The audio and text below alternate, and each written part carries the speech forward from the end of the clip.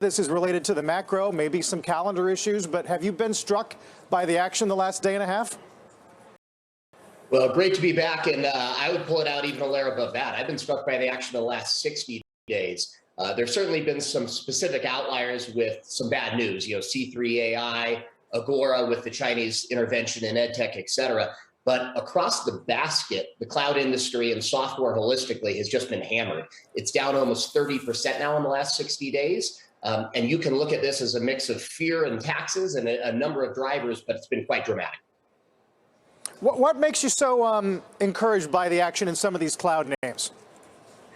Well, fundamentally, these businesses remain the drivers of the new economy. And we have to remember that all of those trends that people were excited about a year ago in the 2020 market, when this basket returned almost 100%, those remain today. The digital transformation, the AI ML imperative, the movement to cloud, especially with the Omicron resurgence, we need to remember that these stocks are the enablers of the work from home and the distributed economy. And so when you look at this market now down 30%, throughout last year, I was on the show many times talking about the high quality of these names, but admittedly the high prices, and saying that they've been forward priced by about a year. Well, we've now rolled forward in that year, and we've taken a 30% after Christmas sale discount. And so you now have these businesses trading at mid-teens multiples, which I absolutely, and for the first time in many appearances on this show, can say the basket feels like a buying opportunity today.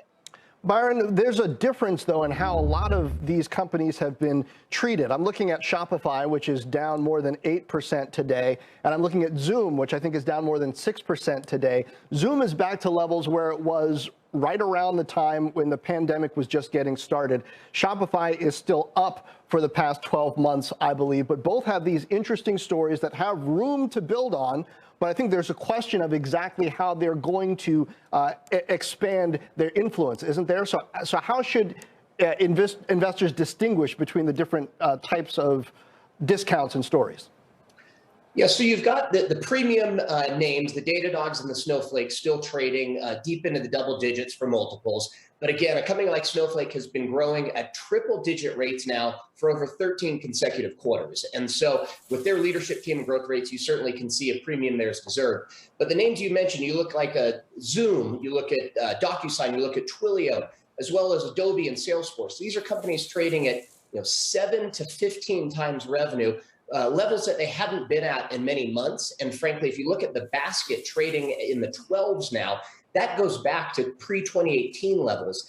That seems like premium high quality names that are driving this digital transformation that are now at extremely reasonable prices, both by historical levels and when you overlay their growth rates. These businesses that are growing at 30, 40, 50%, many of them like Adobe generating 40% free cash flow, and others deep into the double digits. These are premium names that are going to persist. And at these multiples, I feel like the market has oversold, and we've gone to this fear mode, and greed at some point here will settle back in.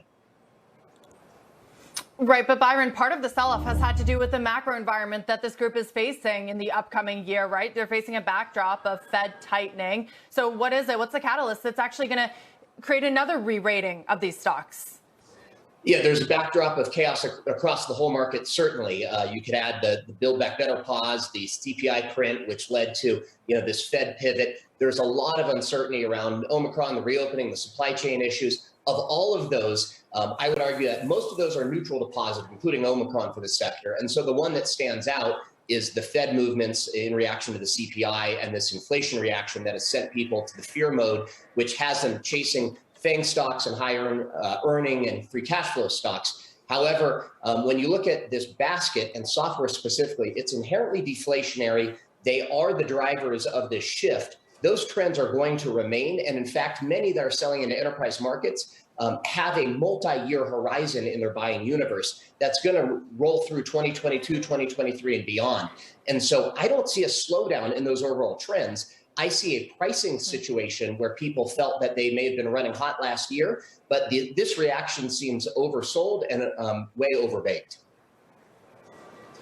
Finally, Byron, since we have you, I just wanted to get your quick take on the Elizabeth Holmes verdict and what you think the implications may or may not be for Silicon Valley at a time when there is still so much cash sloshing around the private markets and so many companies going public with big promises. Yeah, so unfortunately, I disagree with the comments you quoted from Tim Draper. I, as a fundamental optimist and tech investor, every day we get up thinking hopes and dreams and meeting with teams about what's possible.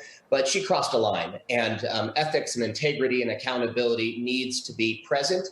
And I do think justice was served here. I hope that this is a reminder that the industry has those principles at heart. And every day as we're driving to change the economy and to create the new thing, we do that in an honest, high integrity way.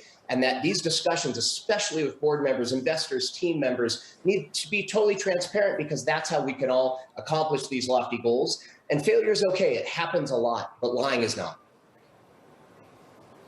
Byron, appreciate that very much, as that's huge news, obviously, for anyone who's in the business of innovating. Appreciate it. Good to see you.